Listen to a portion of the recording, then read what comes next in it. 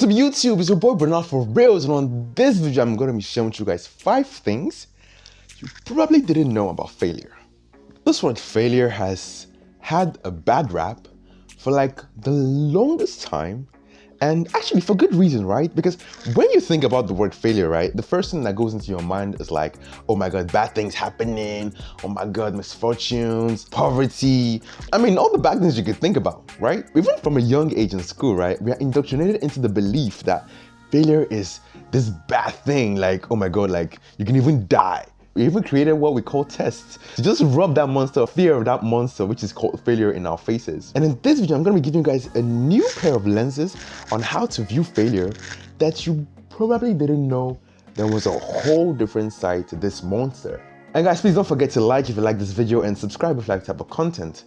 And yeah, let's get into it. First point in this video is failure is the only way to progress. Now in school, I thought that failing in something is a bad thing and that we're meant to avoid it at all costs and stuff like that. But like, honestly, when you really think about it, right? The only real way to actually progress at anything or in any sphere in life is to actually fail at it.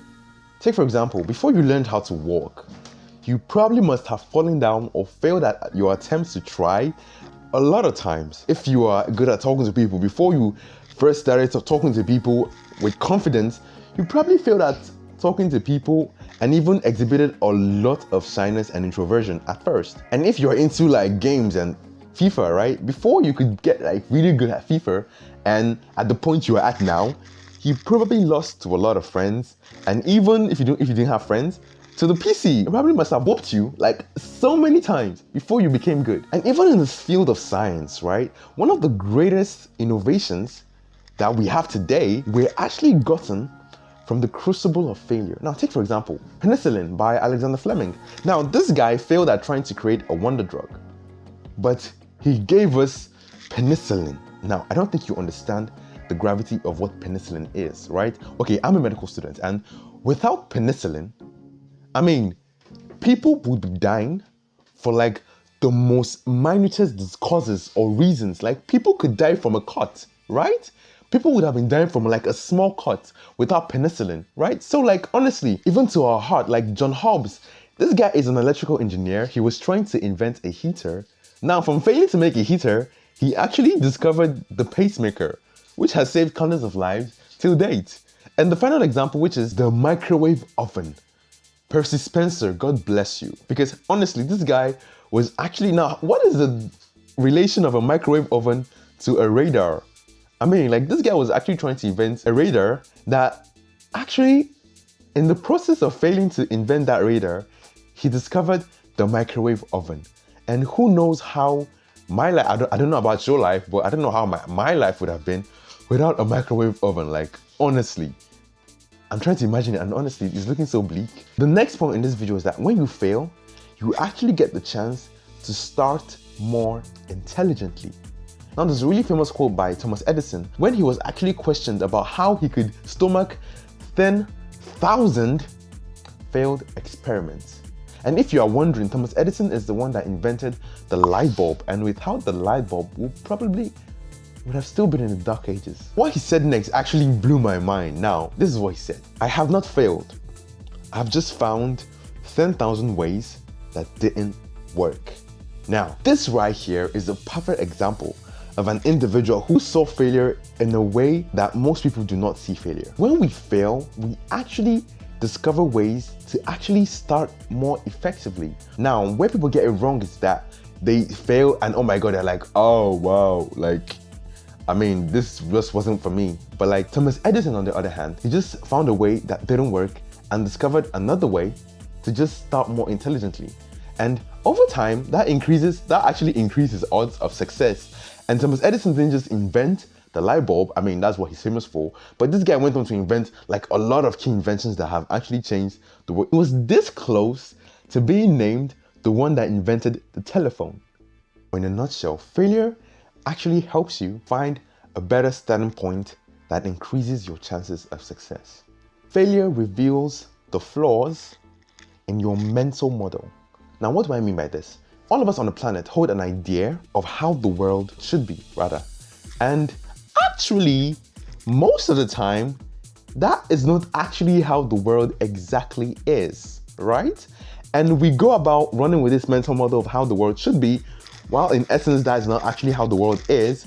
But because we haven't really done things to stress test that mental model, we are still in that woo-woo land that this is how the world is. But when we actually fail at something, we're like, oh wait, that actually didn't exactly correlate with what I thought the world was. Like take for example, some people can actually still have, or some people, I mean, okay, I won't say some people, but I had the initial mindset that, oh my God, if I'm nice to everybody in the world, I mean, everybody is going to be nice to me until, I mean, reality had things in store for me and like, wham! And like, okay, now I had to correct that mental model to actually account for the idiots that are in the world that do not have sense, right? And hopefully this mental model is going to be hopefully the right thing, right? I mean, until another event makes me correct it again. Now the next point is failure shoves your head out of the clouds. Oh my God. Like sometimes, right, we can actually create a dream. We can actually create this castle on a cloud made of cotton candy. And like, should I say, we are so engrossed in this fantasy that sometimes we lose sight of reality, right? Take for example, you're so engrossed in that guy. Oh my God, he's so perfect.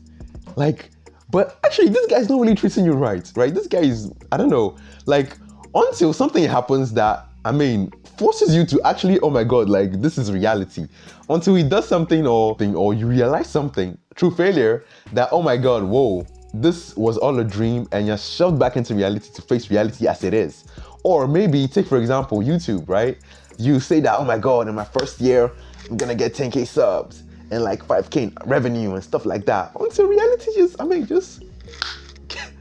hits you back to size and like shoves your head out of woo-woo land and into reality. And actually, most of us have the tendency to want to avoid reality. But failure is actually beneficial in this sense because it forces you to face the realities as it is, not as you wish, as it is. Which then leads us to the next point. Life is a whole lot sweeter with some kind of failure. Now, imagine a world which you had everything you wanted. Like, you don't have to snap your fingers. You don't have to move a finger. You just think about it and boom, it's just there. And like, you're just moving. You don't even have to walk on land. You're just floating on the air. And like, everything is just happening like that, right? I mean, okay, it's gonna be cool for a while. Don't get me wrong. I mean, nobody likes suffering, but like, at some point, I mean, I feel it's gonna get boring. Okay, I don't know about you, but for me, I think it's gonna be a whole lot boring. Like, I mean, personally, I'm a restless person. I mean, all my restlessness, where will it go to? My restlessness is one of the main reasons this channel is even still alive in the first place. Like, I mean, like, if there was no, like some kind of struggle or like, you actually appreciate good things a whole lot better when you knew what you did to get there. Like all the struggles, all the the failures along the way. I mean, when you eventually get that thing, like you appreciate it more, right? I'm not saying like your entire life should be just struggle. Oh my God, no, that's like a Job mentality. But like, nah, but like, should I say like at least some level of, I mean, like some level of struggle and failure along the way can actually sweeten the whole deal when you eventually get what you were actually striving for. Like it makes it, I mean, it's almost like LSD, like on steroids or something. Yeah, okay, mind you, I've never tried LSD before or steroids, but I mean, I'm just an idea, right? And guys, question of the day, if you have more views about failure that you probably think many people wouldn't know about, please put it down in the comments below so we can engage and share ideas together. And if you like this video, please like, and if you like this type of content, please subscribe, and remember to always keep it real. And guys, if you like this video, you might like a video somewhere on the end screen, and yeah, bye guys.